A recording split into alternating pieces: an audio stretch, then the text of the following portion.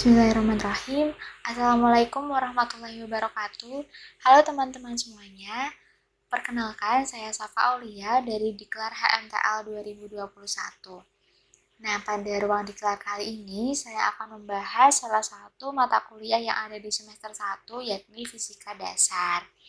Nah, di kesempatan kali ini, saya akan membahas 5 soal ujian tengah semester tahun lalu.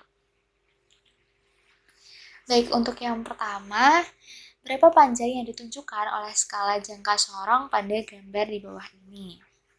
Oke.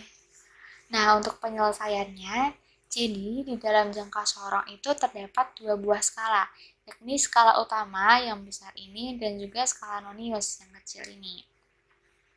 Nah, di sini untuk mencari nilai skala utamanya, patokannya itu adalah nilai 0 pada skala nonius.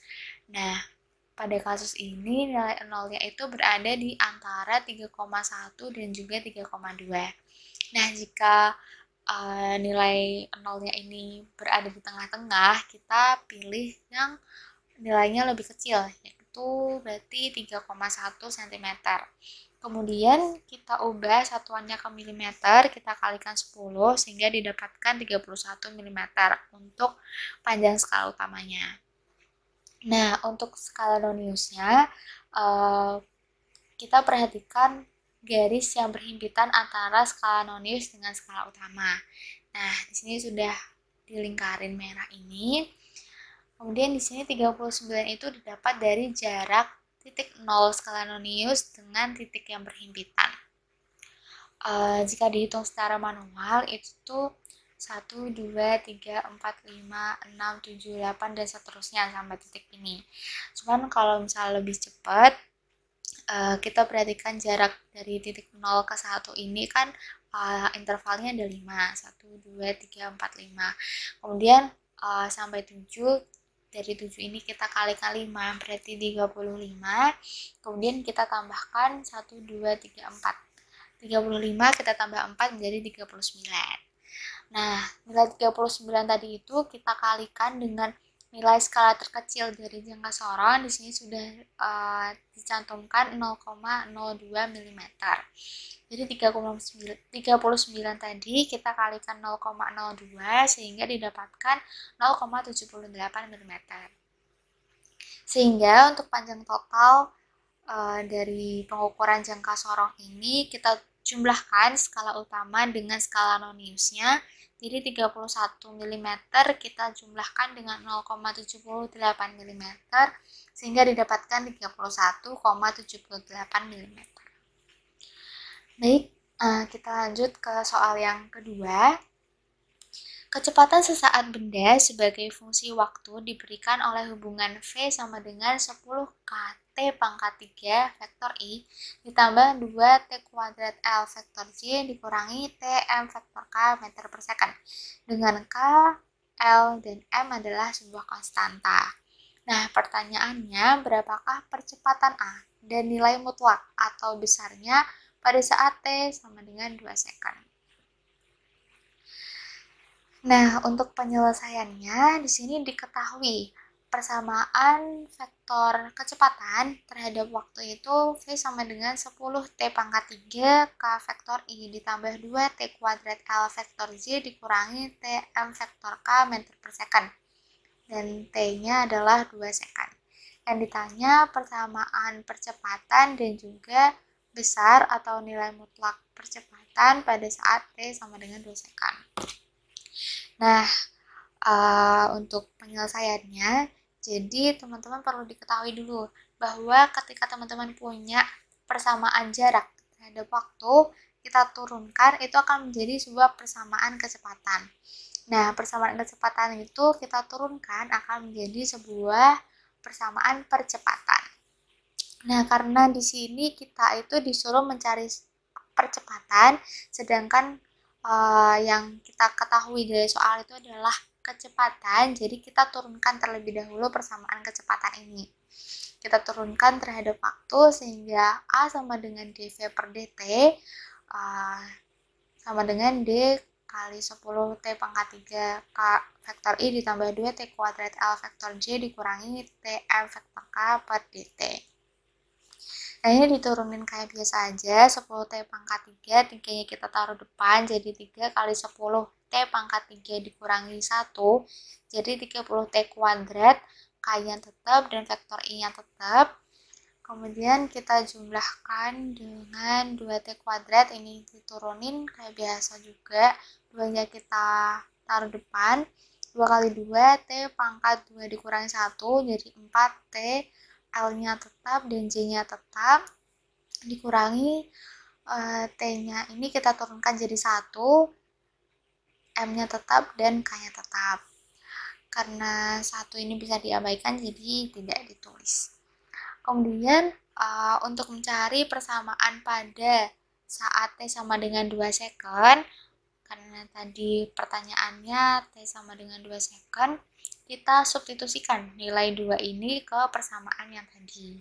Jadi kita ubah nilai T ini dengan 2. Sehingga didapatkan A sama dengan 32 kuadrat K vektor I ditambah 4 dikali 2 L vektor J dikurangi M vektor K. Didapatkan persamaan percepatan pada saat T 2 second adalah A sama dengan 120 K vektor I ditambah 8 L vektor J dikurangi M vektor K meter per second kuadrat. Nah, kemudian untuk mencari besar percepatannya atau nilai mutlaknya, jadi setiap teman-teman menemukan persamaan vektor seperti ini, untuk mencari nilai mutlak atau besarnya itu tinggal mengkuadratkan angka-angkanya, dijumlahkan lalu diakar. Nah, di sini berarti nilai mutlak A atau besar percepatannya itu adalah akar dari 120 kuadrat ditambah 8 kuadrat ditambah negatif 1 kuadrat. Sehingga didapatkan besar percepatannya adalah 120,3 meter per second kuadrat. Sehingga percepatan A pada saat T sama dengan 2 second adalah A sama dengan 120 K vektor I ditambah 8 L vektor J dikurangi M vektor K meter per second kuadrat. Dan besar percepatannya atau nilai mutlaknya adalah 120,3 meter per second kuadrat.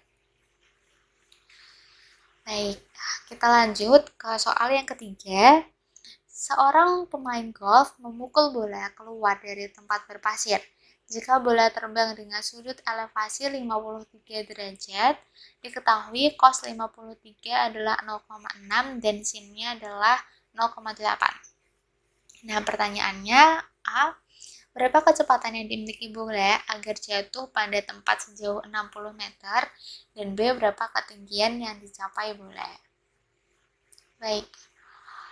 Dari soal tersebut diketahui tetanya itu 53 derajat, di mana sin teta adalah 0,8 dan cos tetanya 0,6. Kemudian jarak yang ditempuh 60 meter. Ditanya A, V atau kecepatan agar jatuh sejauh 60 meter dan B ketinggiannya atau H maksimum. Kemudian untuk penyelesaiannya yang A, di sini ada rumus untuk jarak maksimumnya. Jadi X sama dengan untuk gerak parabola, jika kita mau mencari jarak itu adalah X sama dengan V0 kuadrat dikali sin 2 alfa per G. Nah, karena dalam soal ini jaraknya itu adalah 60, maka kita substitusikan X menjadi 60, V0-nya yang kita cari. Kemudian sesuai dengan identitas trigonometri, sin 2 theta itu kita ubah jadi 2 kali sin theta cos theta.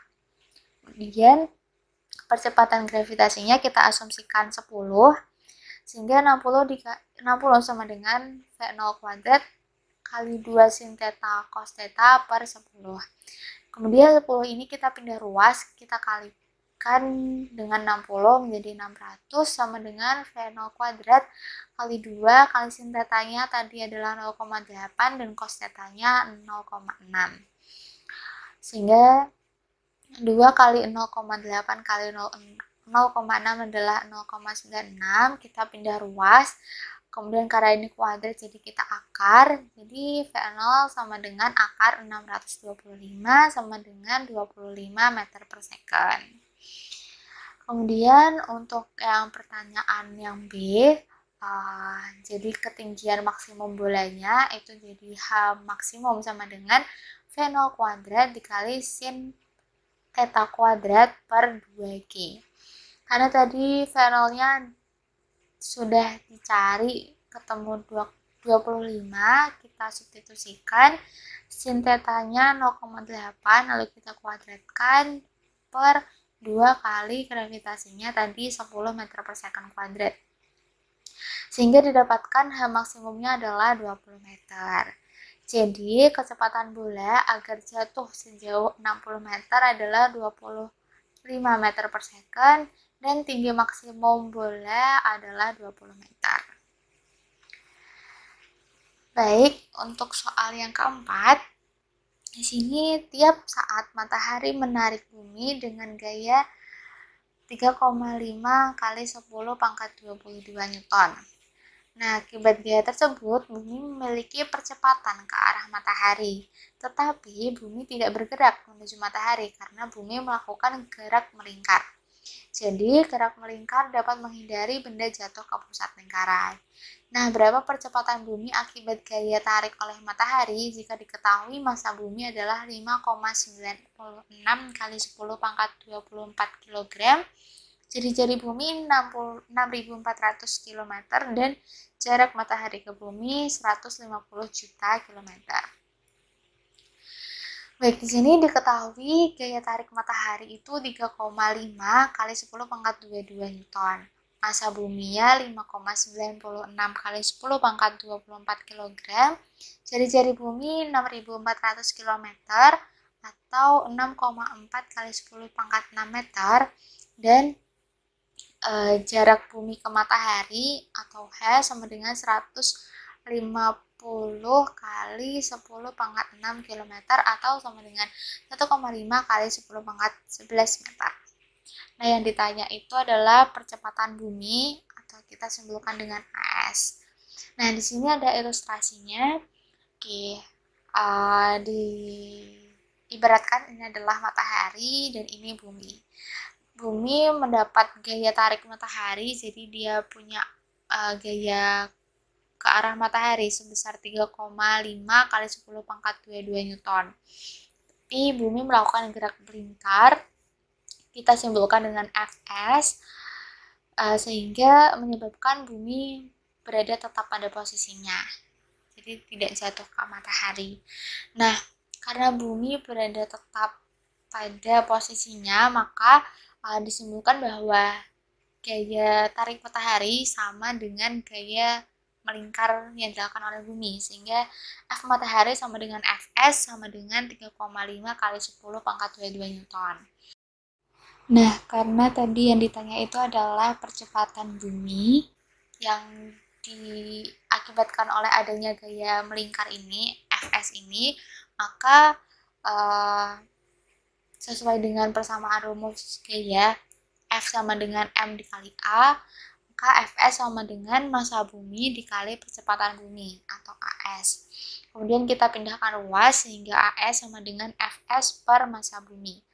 Kemudian kita substitusikan nilai-nilainya, diketahui tadi gaya Fs-nya adalah 3,5 kali 10 pangkat 22 Newton, massa buminya adalah 5,96 kali 10 pangkat 24. Sehingga didapatkan nilai AS atau percepatan bumi adalah 5,87 kali 10 pangkat 3 meter per second kuadrat. Sehingga percepatan bumi akibat gaya tarik matahari adalah 5,87 kali 10 pangkat negatif 3 meter per second kuadrat. Baik, untuk soal yang terakhir, di sini ada seorang pemain ski meluncur turun pada lereng yang memiliki kemiringan 30 derajat. Anggaplah koefisien gesekan kinetik 0,1. Tentukan percepatan pemain ski tersebut dan lajunya setelah ia meluncur 5 detik. Baik, untuk penyelesaiannya di sini diketahui kemiringan lereng itu 30 derajat, koefisien kinetiknya 0,1 dan T-nya adalah 5 second. Nah, ditanya percepatan dan juga laju setelah 5 second. Nah, di sini ada penjabaran gaya dari pemain ski. Nah, ini kotak ini diibaratkan pemain skinya ya. Jadi pemain ski yang mempunyai massa dan karena ini di bidang miring tentunya dipengaruhi oleh gravitasi, tentunya memiliki berat itu gaya berat yaitu V ke bawah. Kemudian uh, karena dia meluncur, jadi dia punya uh, gaya ke arah sana itu W sin theta dan ke bawah W cos theta, dan gaya angkat ke atas yaitu gaya normal yang disimbolkan dengan N. Kemudian karena di sini ada koefisien gesekan, jadi dia punya gaya gesek ke arah sana disimbolkan dengan FK. Nah, selanjutnya setelah penggambaran gaya, kita tinjau gaya yang bekerja pada sumbu X dan juga sumbu Y. Nah, untuk sumbu Y, ini dipengaruhi oleh gaya normal dan juga gaya W cos theta. Cuman karena pemain ski tersebut tidak ada pergerakan dengan arah sumbu Y, intinya dia tidak melayang dan tetap pada posisinya, sehingga nilai N dikurangi W cos theta sama dengan 0.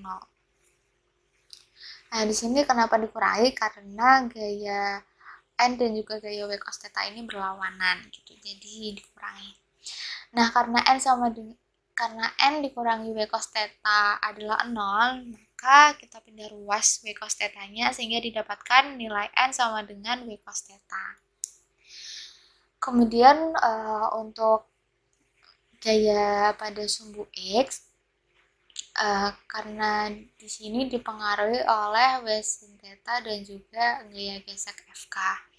Nah, karena pemain ski tersebut meluncur ke arah sana, maka W sin theta-nya tentunya nilainya lebih besar daripada FK.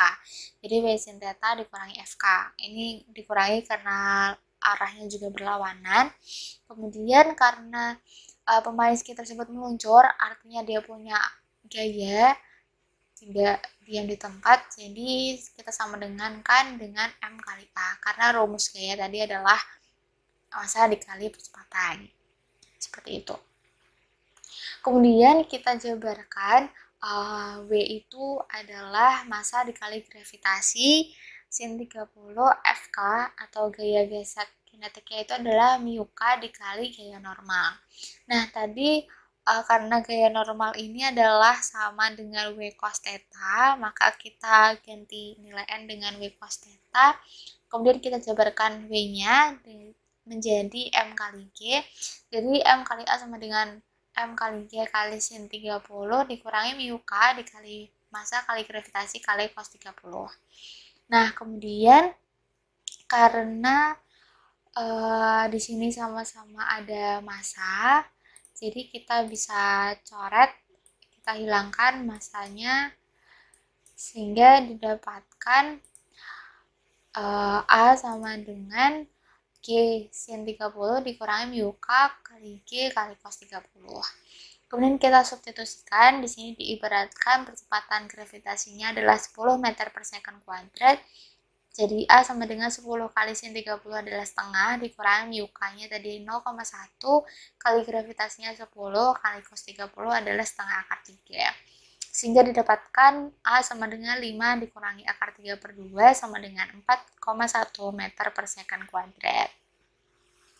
Kemudian untuk mencari laju pemain ski pada saat T-nya adalah 5 second, di sini kita menggunakan persamaan rumus di GLBB, yaitu VT sama dengan V0 plus AT.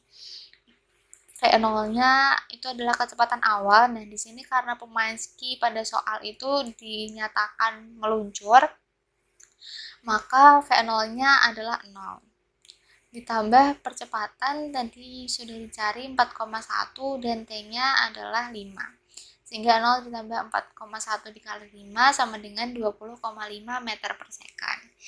Sehingga percepatan pemain ski tersebut adalah 4,1 meter per second kuadrat dan lajunya setelah 5 detik meluncur adalah 20,5 meter per second.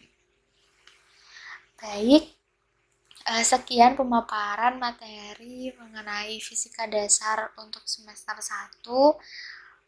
Kurang lebihnya saya mohon maaf apabila ada kesalahan. Semoga ilmu yang saya sampaikan dapat bermanfaat dan dapat membantu teman-teman dalam persiapan ujian tengah semester di tahun ini.